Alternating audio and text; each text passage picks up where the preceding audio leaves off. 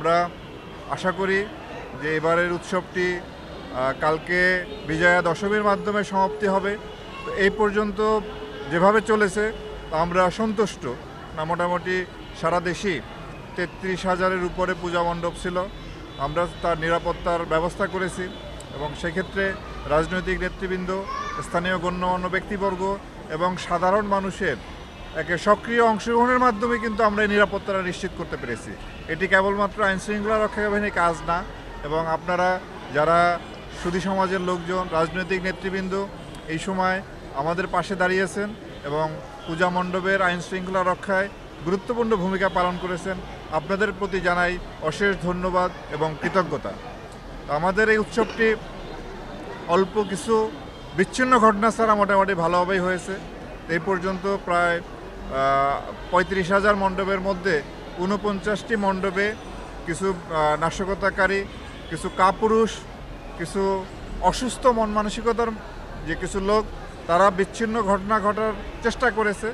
তা আমরা প্রতিটি ক্ষেত্রেই কঠোর আইনগত ব্যবস্থা নিয়েছি এবং এই পর্যন্ত 19 জনের বেশি এই নাশকতাকারীকে আমরা গ্রেপ্তার করতে সক্ষম হয়েছি। আমরা কোনোভাবেই এই দুষ্কৃতিকারী বা এই নাশকতাকারীকে কোনোভাবেই আমরা অ্যালাউ করব না।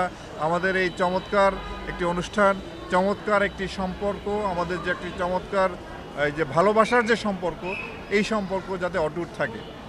তবে সবচেয়ে ভালো হতো এই ধরনের অনুষ্ঠানগুলি, এই পূজা, মুসলমানদের ঈদের জামাত, খ্রিস্টানদের বড়দিন, এই অনুষ্ঠানগুলি যদি আমরা আইনশৃঙ্খলা রক্ষাকারী বাহিনীর বেষ্টনীর মধ্যে না থেকে যদি স্বতঃস্ফূর্তভাবে আইনশৃঙ্খলা রক্ষাকারী বাহিনীর উপস্থিতি ছাড়া যেদিন আমরা করতে পারবো, আমাদের আনন্দ সেদিনই হবে প্রকৃত আনন্দ।